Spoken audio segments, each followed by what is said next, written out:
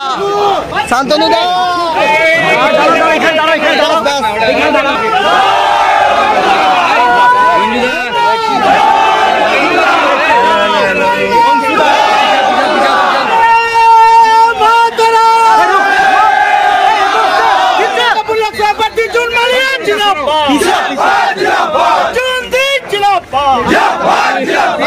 কেমন লাগছে?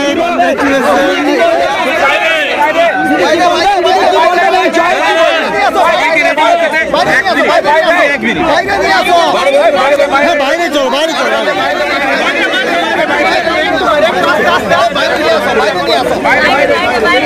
আরো পিছে পিছে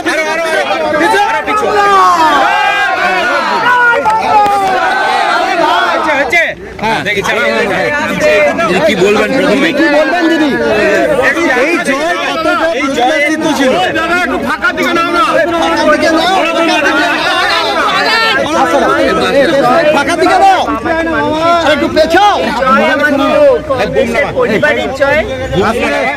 এত বড় একটা যুদ্ধ আমার একার পক্ষে লড়াটা অসম্ভব ছিল। সবাই আমরা যারা যারা আছি, মমতা দিদি থেকে শুরু করে আমার ভাই অভিষেক থেকে শুরু করে যারা যারা এই যুদ্ধে আমার সঙ্গে সৈনিক হিসেবে লড়েছে, এই জয় আমাদের সকলের। দিদি দিলীপ ঘোষ চলে যাওয়াটা কি সহজ হলো? যেটা আপনি বারবার বলেছেন, আমি একটু প্রথমে কি বলবেন? দিদি কি মানে প্রথম কাজ কি হবে? প্রথম কাজ কি হবে?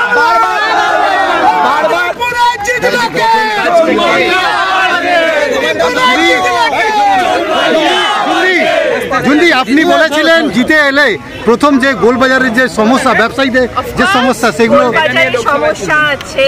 আমাদের মোহন ব্রিজটাকে তৈরি করতে হবে, সেটা আছে।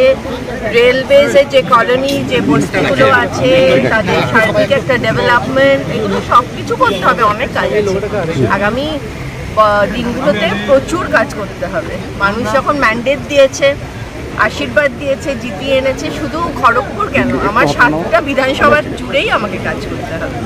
গোটা রাজ্যে কার্যত সবুজ ঝড়।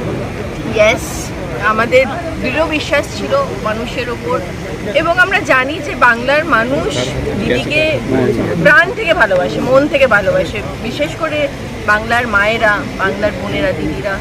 আর সেই ভালোবাসার কিছু ছিটে ফোটা আমরাও পাই, আমাদের মতো যারা আছি আমরা তৃণমূল কংগ্রেসের পরিবারে।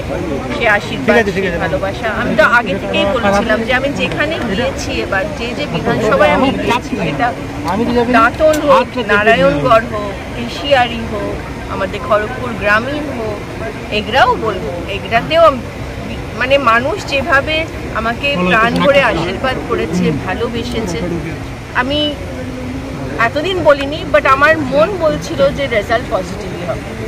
খড়গপুর শহরেও তো ভালো ফল হয়েছে আপনাদের, আগের থেকে অনেক লিড কমেছে।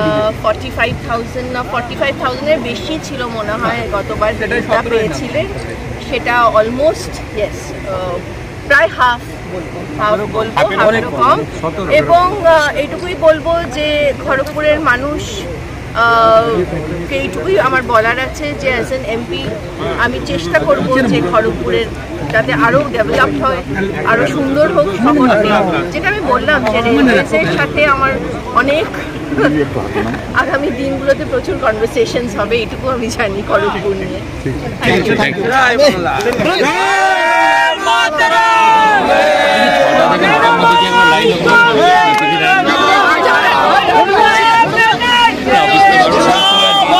প্রেডিকশন করে